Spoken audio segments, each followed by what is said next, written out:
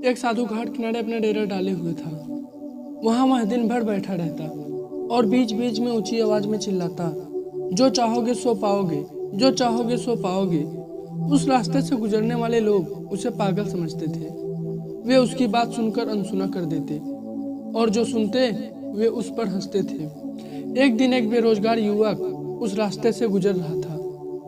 साधु की चिल्लाने की आवाज वह सुनने लगा कि जो चाहोगे सो पाओगे। यह वाक्य सुनकर वह युवक साधु के पास आया और पूछने लगा, बाबा आप बहुत देर से जो चाहोगे सो पाओगे चिल्ला रहे हैं, क्या आप सच में मुझे वो दे सकते हैं जो मैं पाना चाहता हूँ?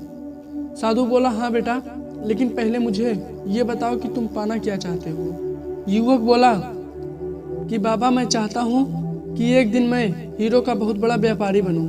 क्या आप मेरी ये इच्छा पूरी कर सकते हैं? साधु बोला, बिल्कुल बेटा, मैं तुम्हें एक हीरा और एक मोती देता हूँ, उससे तुम जितने चाहे हीरे मोती बना लेना।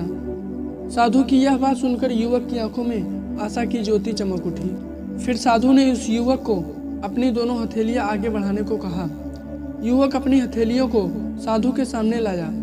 साधु ने पहले उसकी एक हथेली पर अपना हाथ रखा और बोले, बेटा ये दुनिया का सबसे अनमोल हीरा है, इसे समय कहते हैं। इसे जोर से अपनी मुट्ठी में जकड़ लो, इसके द्वारा तुम जितने चाहे उतने हीरे बना सकते हो। इसे कभी भी अपने हाथ से निकलने मत देना। फिर साधु ने अपना दूसरा हाथ युवक की दूसरी हथेली पर रखकर कहा, बेटा ये दुनिया का सबसे कीमती मोती है, इसे धैर्य कहते हैं। यह कहते हुए साधु ने कहा कि जब किसी कार्य में समय लगाने के बाद भी वांछित परिणाम प्राप्त न हो तो इस धैर्य नामक मोती को धारण कर लेना।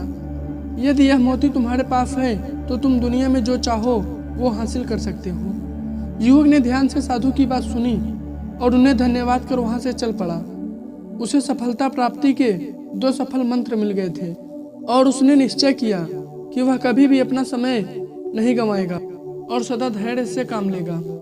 कुछ दिनों बाद उसने हीरो के एक बड़े व्यापारी के यहाँ काम करना प्रारंभ किया। कुछ वर्षों तक वह दिल लगाकर व्यवसाय का हर गुण सीखता रहा और एक दिन अपनी मेहनत और लगन से अपना सपना साकार करते हुए हीरो का बहुत बड़ा व्यापारी बन गया। तो दोस्तों यह कहानी हमें यही सीख देती है कि हमें अपने समय को कभी भी बर्बाद नहीं करना चाहिए और काम चाहे जो भी हो हमें सदैव उसे धैर्यपूर्वक होकर करना चाहिए। यदि आप ऐसा करते हैं तो वाकई में आप अपने द्वारा बनाए गए लक्ष्य को प्राप्त कर सकते हैं।